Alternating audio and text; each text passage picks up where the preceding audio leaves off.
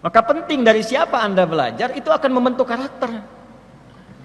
Anda belajar dari guru yang pemarah, Anda akan jadi pemarah. Anda belajar dari guru yang lembut, Anda akan jadi lembut.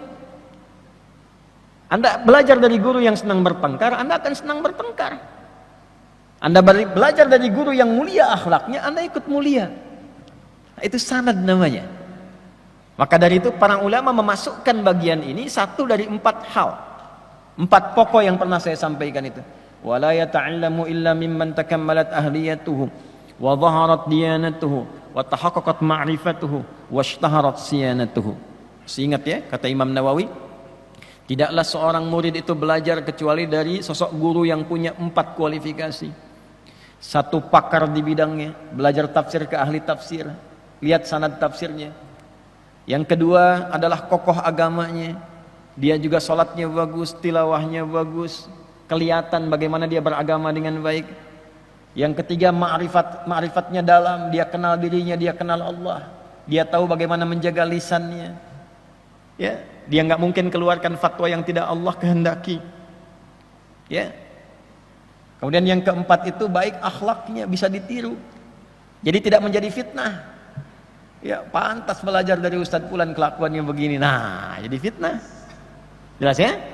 Nah, karena itu kemudian dengan segala kemuliaannya, keilmuannya, beliau itu seringkali kalau bicara orang bukan hanya tersentuh. Kalau bicara akhirat langsung ingat akhirat. Melihatnya banyak orang taubat. Banyak orang belajar dari beliau menjadi ulama. Di antaranya Imam Al-Qatadah, ya, radhiyallahu taala anhu. Itu beliau belajar dari Imam Al-Hasan Al-Basri. Di antara catatan-catatan yang didokumentasikan oleh para ulama terkait dengan aspek pencarian guru yang baik dari pengalaman Imam Hasan Al-Basri, dicantumkanlah kemudian oleh para ulama, dikutip oleh ulama setelahnya, dan Hadratus Syekh Muhammad Hashim bin Asy'ari mengambil satu bagian catatan itu, dituangkan dalam kitabnya, dan ini yang tadi kita bacakan. Apa kata Imam Al-Hasan Al-Basri, sosok yang diasuh oleh istri Nabi sallallahu alaihi wasallam, sosok yang diasuh oleh para sahabat, didoakan oleh para sahabat, didoakan oleh Umar bin Khattab radhiyallahu taala anhu. Di antara wasiat atau pesan kuat beliau bagi para penuntut ilmu yang ingin mencari guru, perhatikan kalimat berikut. Qala, beliau menyampaikan, uqubatul ilmi, sungguh hukuman bagi ilmu itu, mautul qalbi, ialah wafatnya hati, matinya hati. Nah, jadi ada nestapa ilmu, ilmu yang nestapa, ilmu yang terhukum, ya, punya ilmu tapi terhukum. Awas tuh.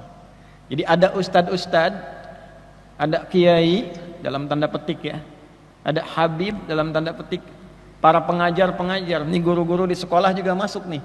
Awas, hati-hati ya. Pokoknya yang dititipi ilmu buat ngajar. Ada yang hatinya mati, yang ilmunya terhukum. Dia punya ilmu, ngajar, tapi hatinya mati, ilmunya terhukum. Nah, ini kurang layak untuk diambil ilmunya. Kurang layak untuk diambil ilmunya. Apa yang dimaksud dengan matinya qalbu itu sehingga ilmunya terhukum?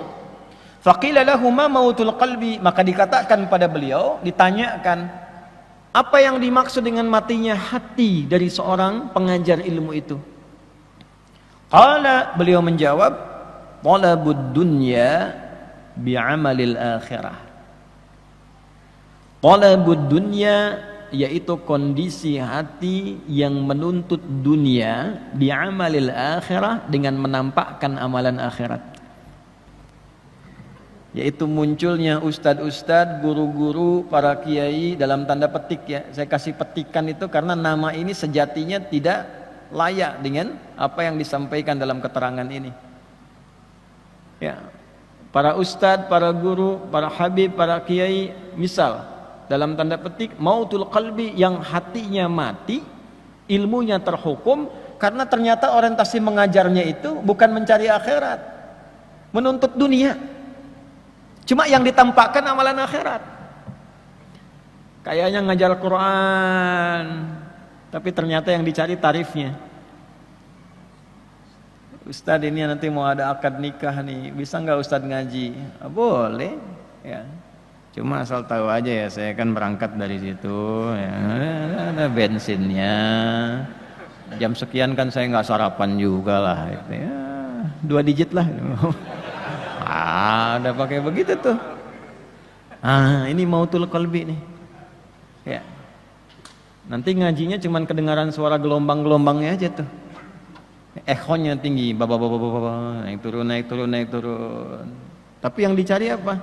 Dunianya. Ya, tidak semua begitu. Ini cuma ditandai aja. Kalau ada yang begitu, hatinya mati.